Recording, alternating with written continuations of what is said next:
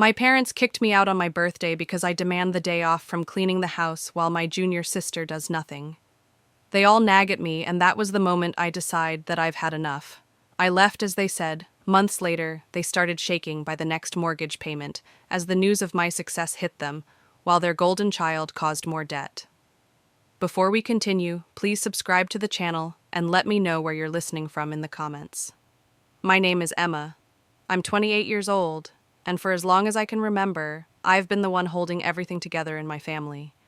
I've always been the one who cleaned up after everyone, who cooked the meals, and who made sure everything ran smoothly. My younger sister, Lily, she's the golden child, the one who never has to lift a finger. The one who gets all the praise for doing absolutely nothing. And me? Well, I'm the invisible one, the one who's always doing the hard work behind the scenes. I'm the one who's constantly overlooked. But that's not the story I want to tell you today. Today, I'm going to tell you about the day I reached my breaking point. It was my birthday. A day I had been looking forward to for a while, hoping that maybe, just maybe, it would be different. I had this simple wish in mind, one single day off. I didn't need anything extravagant. I didn't need a fancy gift or a huge celebration. I just needed a break. A break from the endless cycle of cleaning up after everyone, making meals, taking care of all their needs, basically being the family's unpaid servant.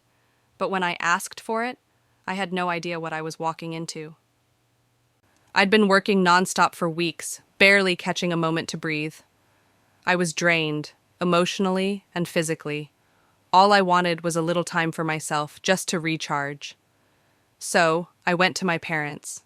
I tried to be calm, tried to be reasonable, and I explained how exhausted I was. "It's my birthday," I said.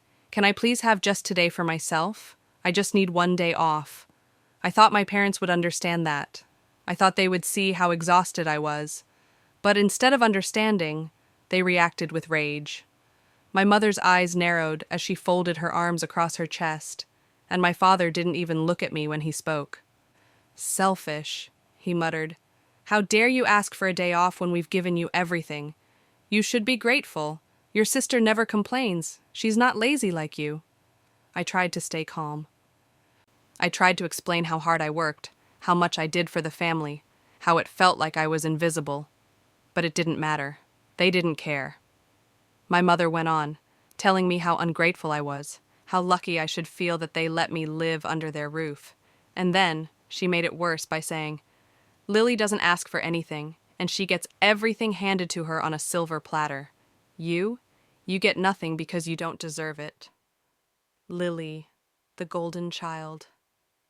My sister, who had always been treated like royalty, was now being held up as the example of what a good child looked like.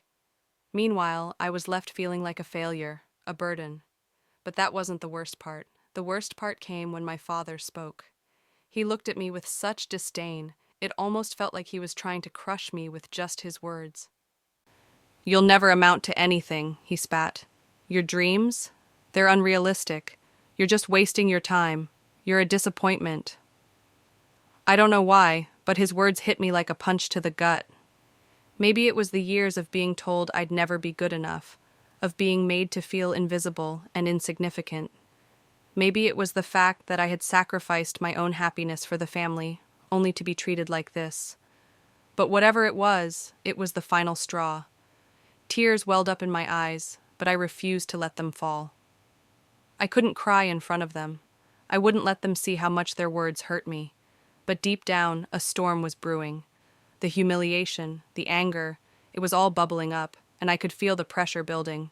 And then, without warning, they took it even further.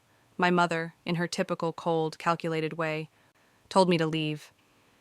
"If you're going to be this ungrateful, maybe you don't belong here. We're better off without you." Just like that. They kicked me out. I stood there, frozen for a moment, not believing what I was hearing. My own parents, people who were supposed to love and support me, were telling me I wasn't welcome, that I didn't matter. They had spent years making me feel like I was invisible, and now they were showing me exactly how much they cared. The words echoed in my head as I gathered my things and walked out the door. You're a burden, my mother's voice rang in my ears. We're better off without you. And just like that, I was on my own. I didn't even have a place to go. I didn't have a plan. All I had was my pride, and even that felt fragile. I stepped outside, the weight of their rejection crushing me with every step. But as I walked away from the house, something shifted inside me. I was done. Done with being the family's doormat. Done with being the one who always put everyone else's needs before my own. Done with trying to earn their love and approval. I wasn't going to beg for their forgiveness. I wasn't going to crawl back to them like I had done before. That was the moment everything changed for me. The humiliation burned, but in that burn I found something else. Something that had been buried deep inside me for years. It was anger. It was determination. And it was the fuel I needed to prove to myself and to them that I was worth something. I didn't know how, but I promised myself that I would make something of my life. I would succeed, with or without their approval. And that was the day I started to fight for myself. I was done. That day, I made a promise to myself that no matter what, I would rise above the toxic grip they had on me. I don't think I had fully realized how much I'd been carrying until the day they kicked me out. Sure, I felt the weight of everything, but I had always made excuses. I told myself it was just the way things were. They were my family, after all. They were supposed to love me, even if they didn't know how to show it. But that day, when they sent me away, when they humiliated me for just wanting a break, I knew something had to change. I wasn't going to let them break me anymore. I moved into a tiny apartment. I'm talking a place so small the walls practically hugged me. It wasn't much, but it was mine. The first time I locked the door behind me, I felt a strange mixture of fear and freedom. I was on my own now, no safety net. No familiar faces to fall back on. But it didn't matter. For the first time in years, I didn't have to live up to anyone's expectations. It felt liberating, in a way. But reality hit hard. I had no savings, no support.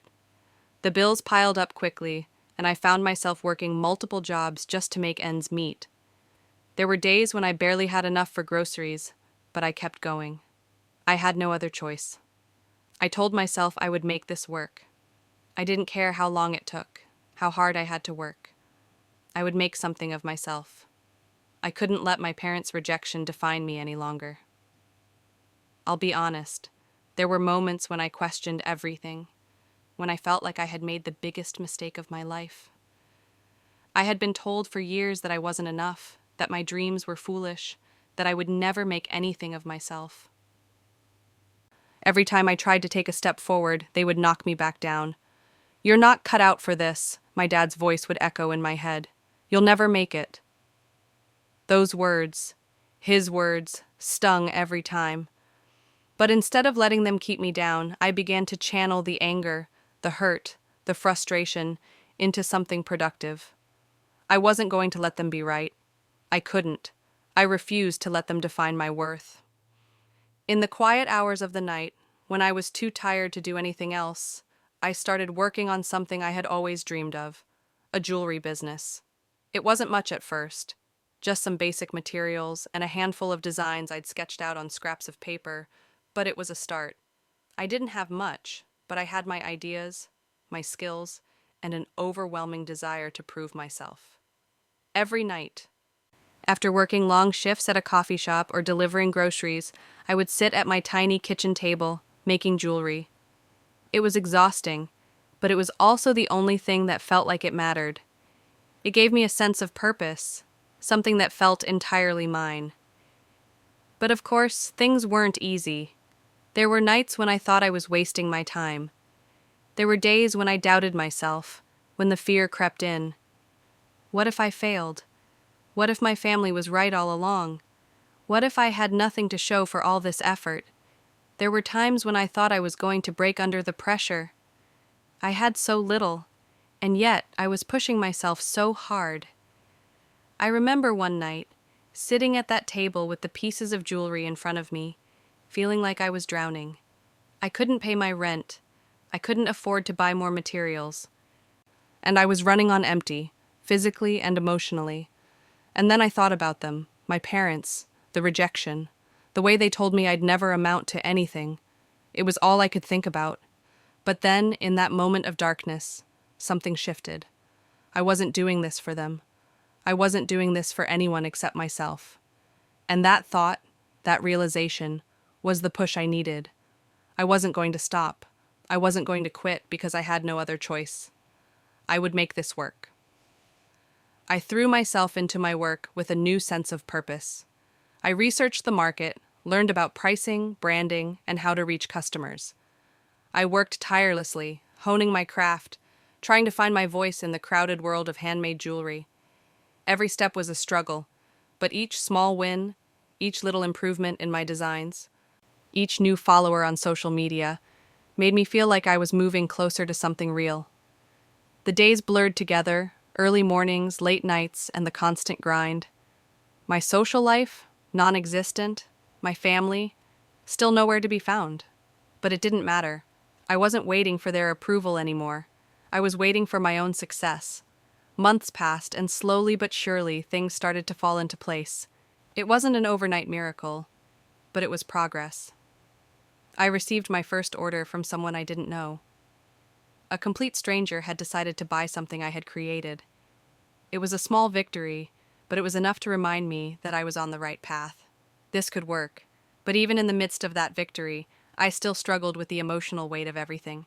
Every time I sold a piece, I would feel a mix of pride and doubt. I had always believed in my dreams, but the world had always told me those dreams were too big, too foolish.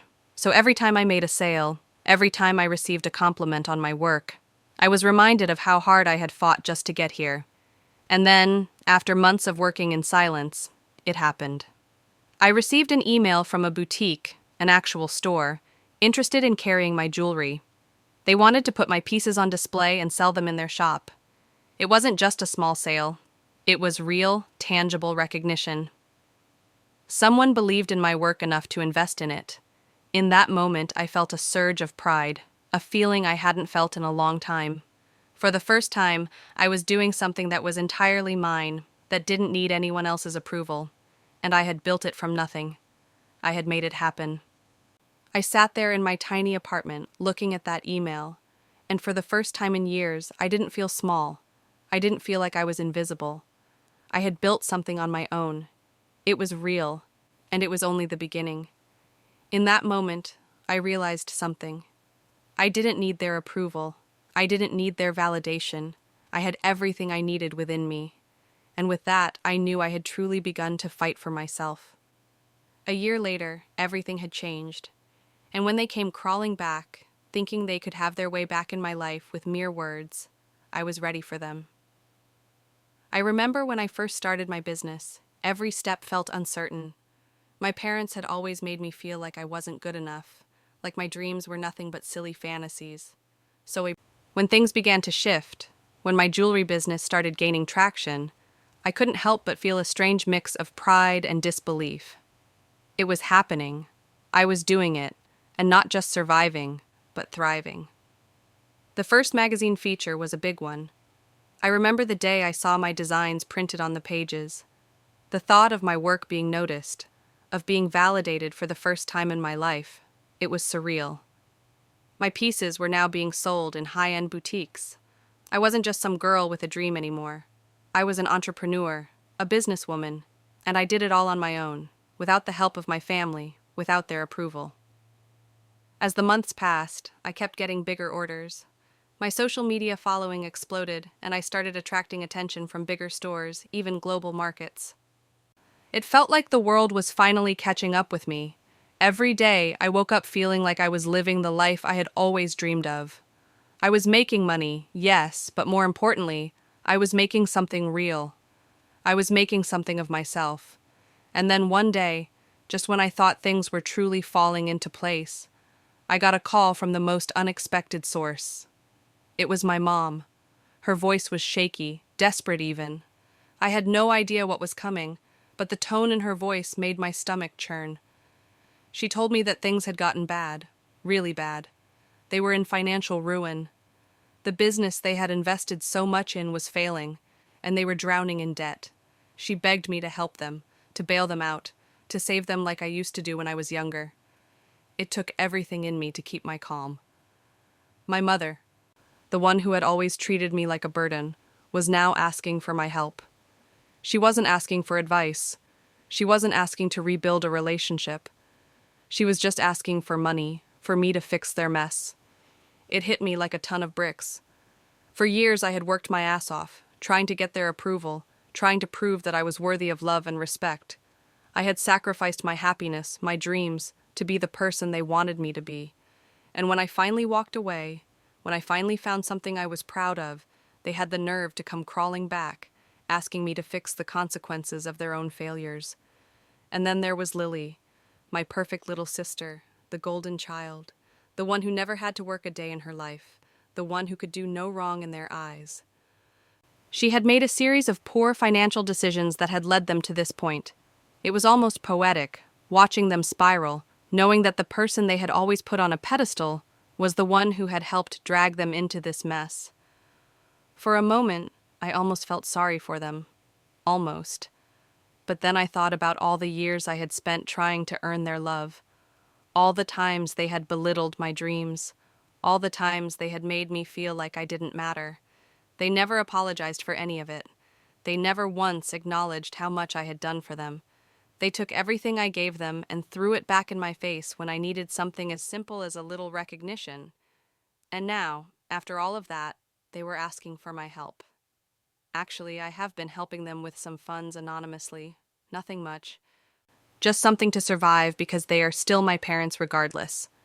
But I won't go as much as openly coming through for them. They don't deserve that. I thought about the rejection. I thought about the humiliation. And I thought about how I had pulled myself up from nothing. No help from them, no support. Just pure determination and grit. I wasn't going to throw that all away for people who had never once believed in me. The decision came down to one thing, my worth. They had made me feel small for so long. But now I was standing tall, on my own. I wasn't going to let them continue to use me. They had pushed me down for years, and now it was their turn to deal with the consequences of their actions. I took a deep breath and answered her. I'm sorry, but no. I heard her gasp, and I could feel her shock through the phone. You're asking me for help after everything you've put me through? After everything you've said to me? No. You're going to have to figure this out on your own. I hung up before she could say anything else. I sat there in my living room, my heart racing, my mind swirling. The guilt wanted to creep in. After all, they were my parents, and part of me had always wanted their approval. But the other part, the stronger part, knew that I was done. I was done being the one who had to clean up everyone else's mess. I was done being the family's doormat. Over the next few days, I saw the headlines. My parents' business was going under, and the news spread fast. The fallout from Lily's poor decisions was undeniable, and suddenly, the family that had always looked down on me, the family that had cast me aside, was the one in trouble. And in the midst of it all, I found something I had never felt before. Peace. I wasn't a part of their toxic chaos anymore. I didn't need to save them, because for once in my life, I was putting myself first. Their mistakes were their own to bear. They had made their bed, and now they would have to lie in it. It wasn't about revenge. It was about reclaiming my own power, my own worth. It was about standing tall and knowing that I had done it. I had made something of myself without them. I didn't need their validation. I didn't need their help. I had built my own success, and it was mine to keep. As I sat in my apartment, reading the news of their financial downfall, I couldn't help but smile, just a little. I made it, not because of them, but in spite of them. And that was enough for me. Thanks for listening to the end. Don't forget to like and subscribe for more.